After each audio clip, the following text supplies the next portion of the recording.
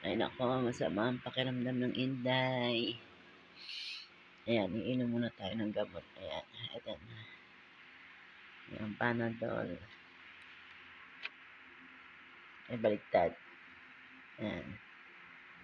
Tama ba? Ayan, Panadol. Ito yung mga gamot ng mga OFW. Panadol. Iba yung boses ko. Masama pakiramdam ko. Inuubo ako. Saka sinisipo na yan. Pero kahit masama pakiramdam,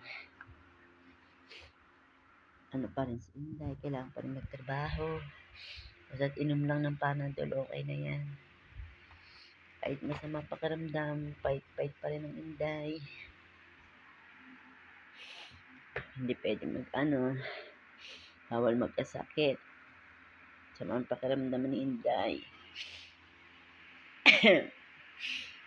Ay, naku. Sinisipon ako sobra. Iba-iba yung boses ko. Inom muna akong gamot. Inom muna ng gamot ang Inday. Ayan. Panadol. Sobra sipong ko.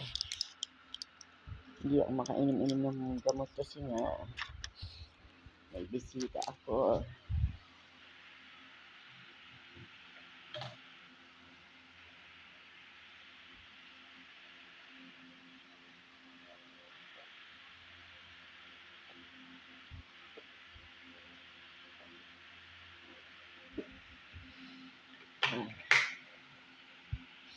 Babay na.